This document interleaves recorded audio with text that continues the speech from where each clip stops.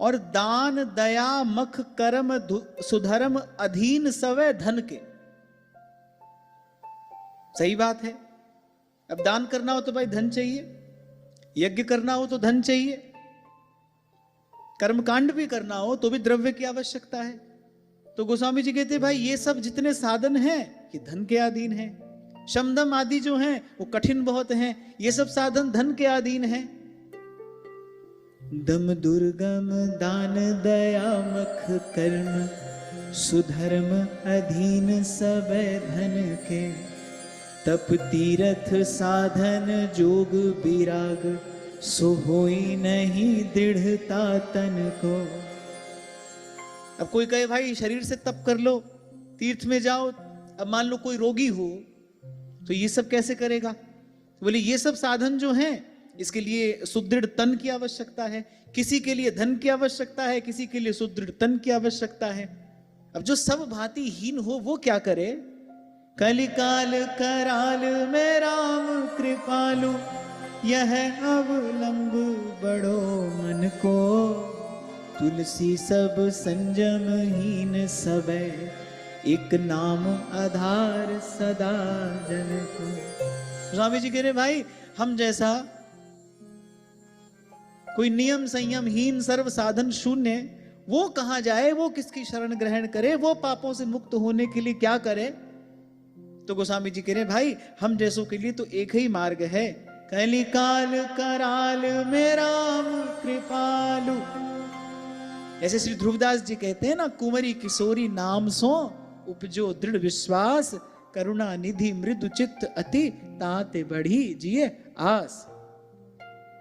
कलिकाल कराल में राम कृपालु यह अवलंब बड़ो मन को। तुलसी सब संजम हीन सबे एक नाम आधार सदा जन को।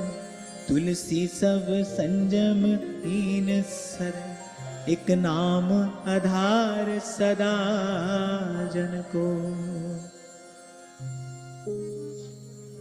तो कहा निर्णय यही हुआ कि भगवान की भक्ति ही सर्वश्रेष्ठ भय रहित और कल्याण स्वरूप है। सर्वश्रेष्ठ है, इसमें कोई संशय नहीं। भय रहित है, इस पर पतन का भय नहीं है। अन्य किसी भी मार्ग पर भूल होगी तो दंड मिलेगा।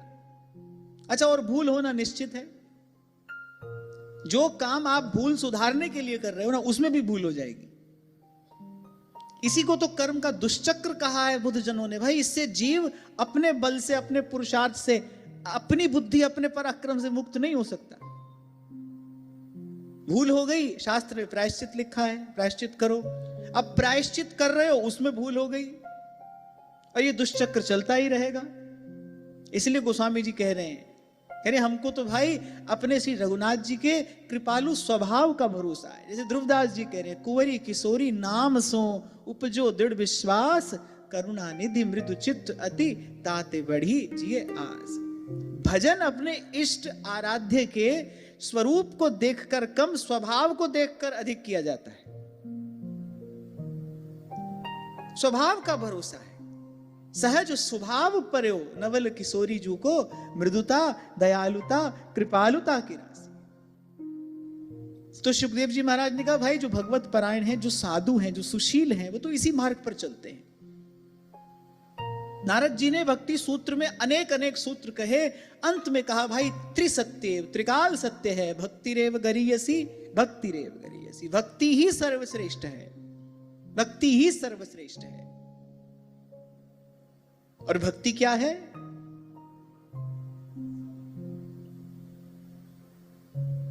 अभी 2 दिन पहले हमने भक्ति के सम्यक स्वरूप पर विचार किया था, मंदिर के भीतर और मंदिर के बाहर। मंदिर के भीतर श्रवणम कीर्तनम विष्णु स्मरणम पाद सेवनम अर्चनम वंदनम दास्यम सख्यम आत्मनिवेदनम। और मंदिर के बाहर दयया सर्वभूतेषु संतुष्ट्या येन केन वा सर्वेन्द्रियोपशान्त्या च तुष्यत्याशु जनार्दनः। बड़ी सुंदर बात आगे कही, प्रायश्चित्तानि चीर्णानि नारायण पराङ्मुखं न निष्पुनन्ति राजेन्द्र सुरा कुंभम इवापगाः। बोले जैसे एक घड़े में किसी ने शराब डाल दी, निकाल दी, बस एक बार डाली और निकाल दी। बोले अब उसको सारी नदियों के जल से धो लो पर वो घड़ा पवित्र नहीं हो सकता। कह रहे ऐसे ही भगवत विमुख जीव जो है ना, वो किसी भी काल में, किसी भी स्थिति में, किसी भी विधि से, किसी भी उपाय से शुद्ध नहीं हो सकता। जीव को शुद्ध करने वाला कौन है? जीव को शुद्ध करने वाला प्रेम है। क्योंकि एक प्रेम ही ऐसा है जिसमें कर्तापन नष्ट होता है।